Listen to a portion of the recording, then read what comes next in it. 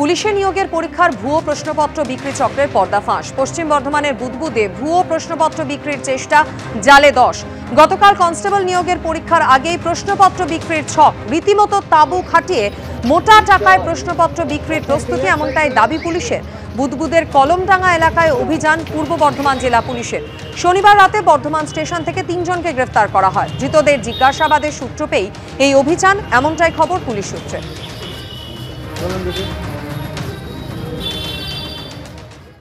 2002 সালের তালিকায় নেই নাম, আর তারপরই নাকি বাড়ি বিক্রি করে বাংলাদেশে পালিয়েছেন উত্তর 24 পরগনার চণ্ডীগড় রোহান্ডা গ্রাম পঞ্চায়েতের দেয়ারা গ্রামের বাসিন্দা মান্নান, এমনটাই দাবি করেছেন প্রতিবেশীরা। শনিবারই মধ্যম গ্রামের মাঠপাড়া আর তার দিন 10 আগে বিশ্বাসপাড়াতেও দেখা গেছিল এই একই ছবি। কোথাও খাঁ খাঁ করছে গ্রাম, তো কোথাও বাড়িতে ঝুলছে তালা। শেষ পর্যায়ে রয়েছে এসআইআর এর প্রথম পর্বের কাজ। একদিকে যখন এনুমারেশন ফর্ম সংগ্রহের কাজ চলছে, তখন আরেকদিকে সীমান্ত দিয়ে ধরা পড়ছে এই ছবি। কাতারে কাতারে দেশ ছাড়ছেন অনুপ্রবেশকারীরা। এবার উত্তর 24 পরগনার চণ্ডীগড় রোহান্ডা গ্রাম পঞ্চায়েতের দেয়ারা গ্রামে এই ছবি ধরা পড়ল। একতলা বাড়ি, তাতে ঝুলছে তালা। প্রতিবেশীদের দাবি, এখানেই থাকতেন মান্নান নামে এক ব্যক্তি। এসআইআর আবহে বাড়ি বিক্রি করে বাংলাদেশে চলে গেছেন। চণ্ডীগড় রোহান্ডা গ্রাম পঞ্চায়েতের দেয়ারা গ্রাম, এসআইআর চালু হতে মান্নান নামে এক ব্যক্তি বাংলাদেশ থেকে এসেছিলেন। এই মুহূর্তে আমরা দেখতে পাচ্ছি তার বাড়ি তালা বন্ধ। প্রতিবেশীদের সঙ্গে কথা বলবো। মান্নান কতদিন আগে বাংলাদেশ থেকে এসেছে? অনেক দিন। কতদিন? তাও অনেক দিন হয়ে গেছে, 7-8 বছরের বেশি হয়ে গেছে। এখন কোথায় ওরা? এখন কোথায় সব কাজে টাজে গেছে হয়তো। বাড়ি বিক্রি করে দিয়েছে? হ্যাঁ।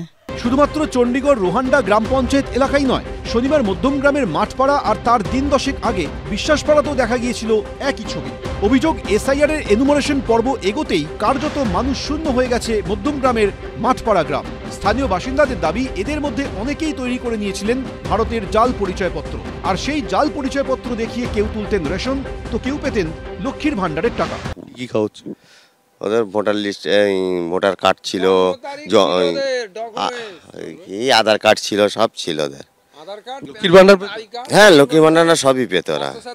রেশন তুলতো, সবকিছু পেত ওরা। মাঠপাড়া থেকে মাত্র 2 কিলোমিটার দূরে বিশ্বাসপাড়াতেও ধরা পড়ে একই ছবি। এ নিয়ে চলছে রাজনৈতিক চাপানুতোড়। জলের পোকা জলে যা, আমার স্লেট শুকিয়ে যা। যত পোকা বাইরে চলে যায় তত ভালো। আমার মনে হয় মাননীয় প্রধানমন্ত্রী যে চিন্তা ভাবনা করেছেন যে আগামী দিনে ডেমোগ্রাফিক মিশন আসা উচিত, এবং বাংলার ডেমোগ্রাফিকে যদি আমরা বাঁচাতে না পারি, সেই সময় যে জন্য পশ্চিমবঙ্গ তৈরি হয়েছিল, সেই উদ্দেশ্য সম্পূর্ণভাবে বিফল হবে। বাংলাদেশের লোক চলে গেছে, এর আগেও আমি এক জায়গায় শুনেছিলাম, কিন্তু তারা পরে শোনা গেল তারা সুন্দরবনের লোক, তারা সেখানে চলে গেছে। তবে আমার এইভাবে জানা নেই যে বাংলাদেশের লোক কেউ একটা বিক্ষিপ্তভাবে কেউ বাড়ি করতে পারে, কিন্তু কোনো ডকুমেন্টেশন না থাকে, যা ব্যবস্থা তাই হবে।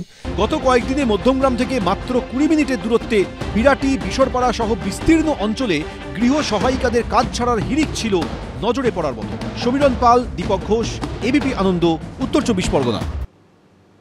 প্রায় 10 বছর আগে বাংলাদেশের পাসপোর্ট নিয়ে ভারতে ঢুকে একেবারে এদেশেরই পাকা বাসিন্দা, ভোটার তালিকায় নাম তোলা থেকে শুরু করে স্বরূপনগরে জমি কিনে ফেলা, কিছুই বাদ নেই।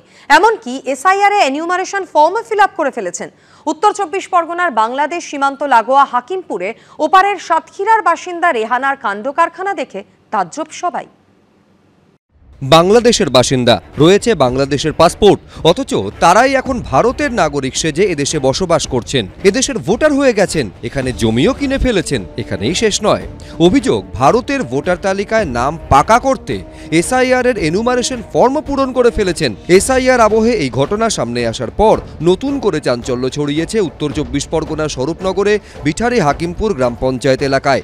এই হলো সেই হাকিমপুর যেখানে এখন প্রতিদিনই অনুপ্রবেশকারীদের ফিরতি স্রোত দেখা যাচ্ছে। রেহানা খাতুন ও তার মেয়ে রজনী খাতুন দুজনই বাংলাদেশের সাতক্ষীরার বাসিন্দা। বাংলাদেশের পাসপোর্ট নিয়ে 2017 সালে মা মেয়ে ভারতে এসেছিলেন। 2022 সালে সেই পাসপোর্টের মেয়াদ ফুরিয়েছে, কিন্তু তারপরেও দুজনের কেউই আর বাংলাদেশে ফেরেননি। ভারতের ভোটার কার্ড তৈরির পর বর্তমানে এসআইআর এর এনুমারেশন ফর্ম পূরণ করে দিয়েছেন রেহানা খাতুন। এখানেই প্রশ্ন, ভারতের ভোটার লিস্টে তিনি নাম তুললেন কি করে? বিছারি হাকিমপুর গ্রাম পঞ্চায়েতের দহরকন্দা গ্রামের 86 নম্বর বুথের ভোটার আলতাফ সর্দার। সেই আলতাফ সর্দারকেই বাবা দেখিয়ে ভোটার কার্ড তৈরির অভিযোগ উঠেছে রেহানা খাতুনের বিরুদ্ধে। রেহানা খাতুনকে আপনি চেনেন?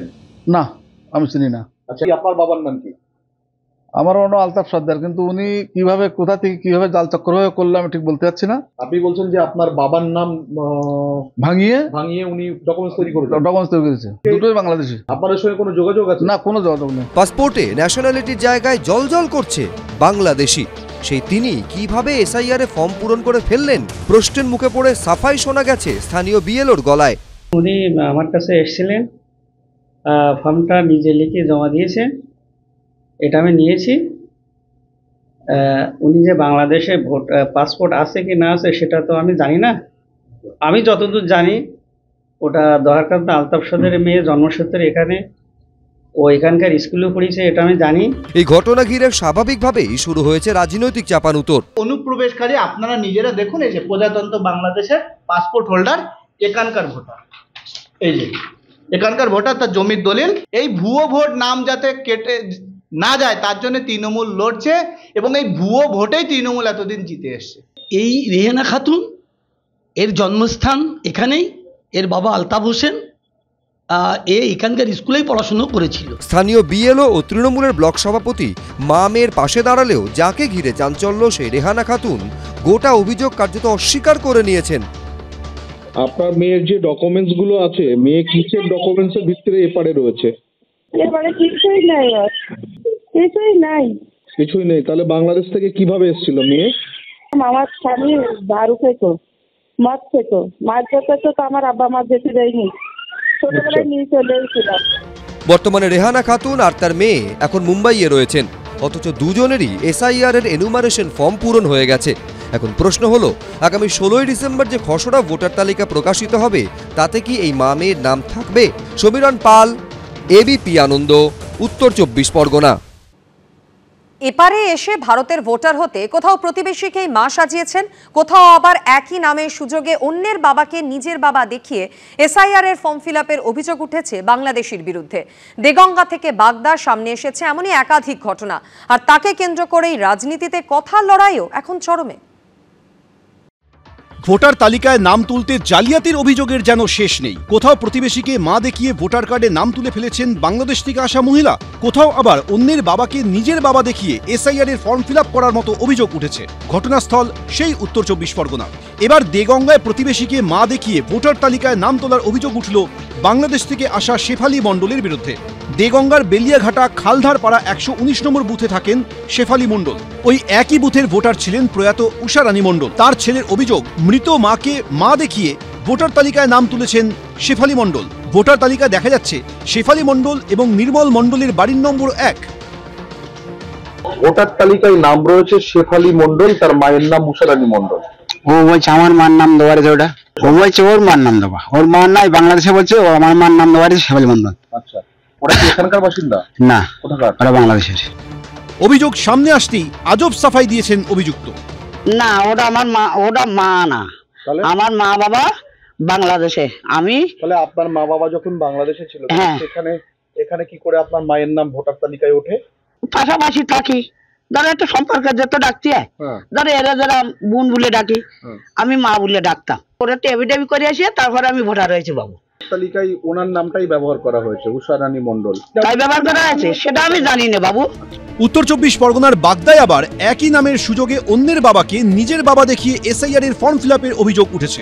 বাগদার হেলেঞ্চা গ্রাম পঞ্চায়েতের মণ্ডপঘাটা গ্রামের 127 নম্বর পার্টের ভোটার রঞ্জন বিশ্বাস, হিরণময় বিশ্বাস এবং প্রশান্ত বিশ্বাস 3 ভাই একই পরিবারের সদস্য। তাদের বাবার নাম হরশিদ বিশ্বাস, যিনি মারা গিয়েছেন। নামের মিলের সুযোগে সুচতুরভাবে এসআইআর জালিয়াতির অভিযোগ উঠেছে এখানে। প্রয়াত হরশিদ বিশ্বাস হেলেঞ্চা গ্রাম পঞ্চায়েতের মণ্ডপঘাটা গ্রামের 127 নম্বর পার্টের ভোটার ছিলেন, আর জীবিত হরশিদ বিশ্বাস হেলেঞ্চারি সিঙ্গি গ্রামের 138 নম্বর পার্টের ভোটার। মৃত বাবার জায়গায় একই নামের অন্য ব্যক্তিকে বাবা দেখিয়ে তার এপিক নম্বর ব্যবহার করে এসআইআর ফর্ম জমা করার অভিযোগ উঠেছে মণ্ডপঘাটা গ্রামের 3 ভাইয়ের বিরুদ্ধে। ইয়ারোর কাছে লিখিত অভিযোগ জানিয়েছেন সিঙ্গি গ্রামের বাসিন্দা হরশিদ বিশ্বাস। রঞ্জন বিশ্বাস আর হিরণময় বিশ্বাস। আপনাকে কি দেখিয়েছে? আমার বাবা আর আমার স্ত্রী মা। মা বাড়ি? হ্যাঁ। এটা কি আপনার ছেলে? না, কিন্তু আমি কিছু জানি না, এই ফর্ম জমা দিচ্ছে। এ বিষয়ে অভিযুক্ত পক্ষের কোনো প্রতিক্রিয়া মেলেনি। এমন সব ঘটনা যত সামনে আসছে ততই বাড়ছে রাজনীতির চাপান্তর। আইপ্যাকের ওই ইতরগুলো কিছু ইয়ারোদের নেতৃত্বে ওই মনোজ পন্থের উদ্যোগে 25-30 লক্ষ এই রকম বাংলাদেশি অনুপ্রবেশকারী মৃত ভোটারের নাম রেখে দিয়েছে। জোন অবজারভাররা বিডিও অফিসগুলোয় ঘোরা শুরু করুন এবং এআই ফটো স্ক্যান করে এই চুরি চামারিটা ধরার ব্যবস্থা করুন। এর বাইরেও আধুনিক প্রযুক্তিতে শ্বশুরকে বাবা, বাবাকে শ্বশুর বানানোর খেলা ধরা যাবে, ধরা পড়বে।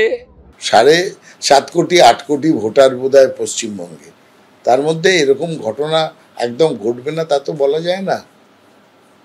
সুতরাং এরকম ঘটছে, সেগুলোকে তো ইলেকশন কমিশনই তারা নির্ধারিত করবে, তারা হিয়ারিং করবে, করে দেখবে। সব মিলিয়ে এসআইআর পর্ব যত এগোচ্ছে ততই সামনে আসছে নানা রকম কারচুপির ঘটনা। সমীরণ পাল, বিটন চক্রবর্তী, অনির্বাণ বিশ্বাস, এবিপি আনন্দ। এবিপি আনন্দ, এগিয়ে থাকে, এগিয়ে রাখে।